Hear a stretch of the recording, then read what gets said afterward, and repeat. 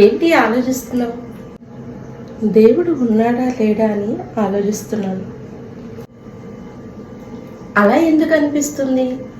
మంచి చేయాలని అనుకుంటున్న నాకే చెడు జరుగుతుంది.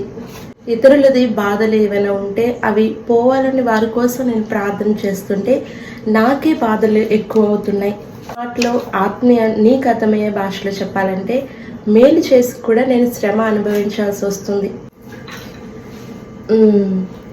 ఫస్ట్ వన్ ఏంటంటే, దేవుడు లేడని బుద్ధిహీనులు మాత్రమే అనుకుంటారు. నువ్వు బుద్ధిహీనురాలు కాదు కదా. సో ఫస్ట్ ఆఫ్ ఆల్ అది అలా ఆలోచించడం మానేసే. అలాగే వాక్యం చెప్తుంది కదా, కీడు చేసి శ్రమ అనుభవించడం కంటే మేలు చేసి శ్రమ అనుభవించడం మేలు కదా. దానికి ప్రతిఫలం నీకు దేవుని యొద్ద నుండి వస్తుందని వాక్యం చెప్పట్లేదా? క్రీస్తు కూడా ఎవరికి ఏ అన్యాయం చేశాడు? అందరి మేలే కదా కోరుకున్నాడు. మరి ఆయనకి ఎందుకు శ్రమలు వచ్చాయి? నువ్వు మేలు చేసి కూడా కీడు అనుభవిస్తున్నావంటే, మేలు చేసి కూడా శ్రమ అనుభవిస్తున్నావంటే దేవుని శ్రమలలో భాగస్థురాలవే అవుతున్నావని సంతోషపడు. కానీ దేవుడు నువ్వు చేసిన మేలుకి మనుషులు ప్రతిఫలం ఇవ్వకపోయినా దేవుడు ఒకనొక దినమున ప్రతిఫలం ఇస్తాడని నమ్ము. నీకు ఈ లోకం అన్యాయం చేసినా, మేలు చేసేవారు నీ పక్షమున లేకపోయినా దేవుడు ఖచ్చితముగా నీతిమంతుల పక్షమున ఉంటాడు.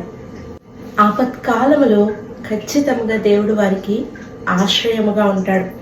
నిన్ను బాధించేవారు ఎక్కువ అవుతున్నారంటే నువ్వు హెచ్చించబడే రోజులు దగ్గరగా ఉన్నాయని విశ్వసించు. ఎందుకంటే ఇజ్రాయెల్ జనాంగము ఇజ్రాయెల్ జనాంగాన్ని ఐగుప్తీయులు ఎంత ఎక్కువగా బాధపరిస్తే వారు అంత ఎక్కువగా విస్తరించి ఉన్నారట.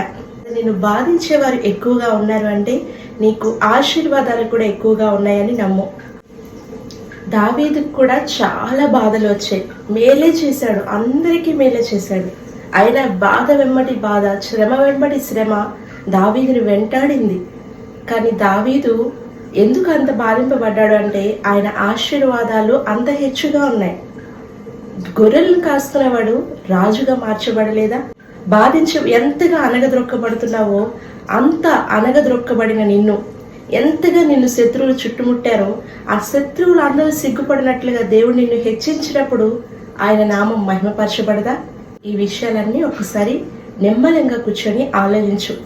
దేవుడు లేడని మాత్రం నీ నోటితో అనకు, కూడా రానివ్వకు. నిన్ను సృష్టించిన సృష్టికర్త సజీవుడై ఉన్నాడు. ఆయన నీ కొరకు ప్రాణం పెట్టాడు. త్వరలోనే మరలా నిన్ను తీసుకుని వెళ్ళడానికి రాబోతున్నాడు.